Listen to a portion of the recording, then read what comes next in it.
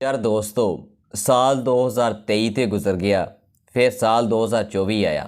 लेकिन Indian cricket team वास्ते जिस तरह साल 2023 जड़ा वा वो सही नहीं गुजरिया ना, इसी तरह 2024 के शुरू के ही इंडियन क्रिकेट टीम नू एक बदकिस्मती का सामना करना पिया वा। इंडियन क्रिकेट टीम साल 2023 ਦੇ ਵਿੱਚ ਅਤਵਾਰ वाले दिन फाइनल मैच होया सी ਆਸਟ੍ਰੇਲੀਆ ਦੇ ਨਾਲ ਤੇ इंडियन क्रिकेट टीम ਉਹ फाइनल मैच वर्ल्ड कप ਦਾ हार गई सी। पता नहीं इतवार का दिन इंडियन क्रिकेट टीम वास्ते क्यों नहूसत का दिन होंदा वा।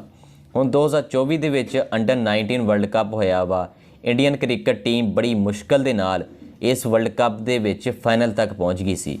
लेकिन फिर उसी आस्ट्रेलियन क्रिकेट टीम के खिलाड़ियों ने इंडियन क्रिकेट टीम कोलों ये वर्ल्ड कप भी खो लिया वा।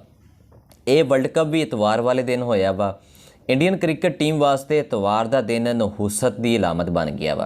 वर्ल्ड कप 2023 ਦੇ ਵਿੱਚ इंडियन क्रिकेट टीम ਨੂੰ ਆਸਟ੍ਰੇਲੀਆ के खिलाड़ियों ने वर्ल्ड कप तो बाहर किया सी। लेकिन दोस्तों 2024 भी आ गया, लेकिन 2024 ਦੇ ਵਿੱਚ भी इंडियन क्रिकेट टीम के हालात नहीं बदले। किस्मत इंडियन क्रिकेट टीम का साथ नहीं देंदी पई। 2023 ਦੇ ਵਿੱਚ भी इंडियन क्रिकेट टीम ने लगातार 10 मैच खेल के फाइनल ਦੇ ਵਿੱਚ जगह बनाई सी। लेकिन 2023 ਦੇ ਵਿੱਚ ही इंडियन क्रिकेट टीम ਨੂੰ ਆਸਟ੍ਰੇਲੀਆ क्रिकेट टीम ने हराता सी फाइनल मैच।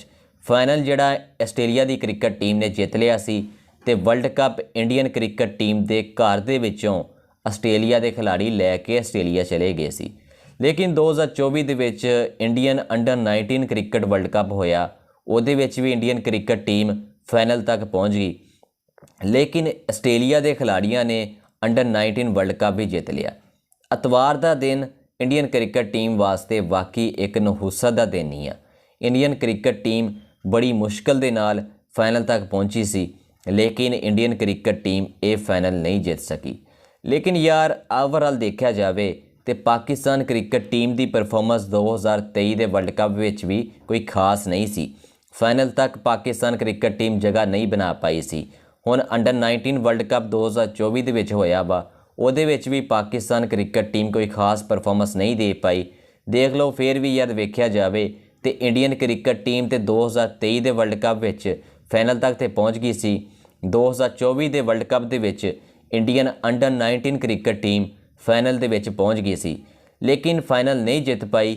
लेकिन पाकिस्तान क्रिकेट टीम के मुकाबले ਦੇ ਵਿੱਚ ਤੇ इंडियन क्रिकेट टीम की जिहड़ी परफॉर्मेंस आ वो कदरे बेहतर वा। इंडियन क्रिकेट टीम जिद्दां भी है यार, चलो फाइनल नहीं जित पा रही, लेकिन फाइनल तक पहुँचती तो पई है ना। लेकिन पाकिस्तान क्रिकेट टीम ने तो फाइनल का मूँह भी नहीं देखा। खैर दोस्तों, इंडियन क्रिकेट टीम के इस दोवें वर्ल्ड कप के बारे तुसी की राय रखते हैं, मैनू कमेंट्स दे विच जरूर दस्सिओ।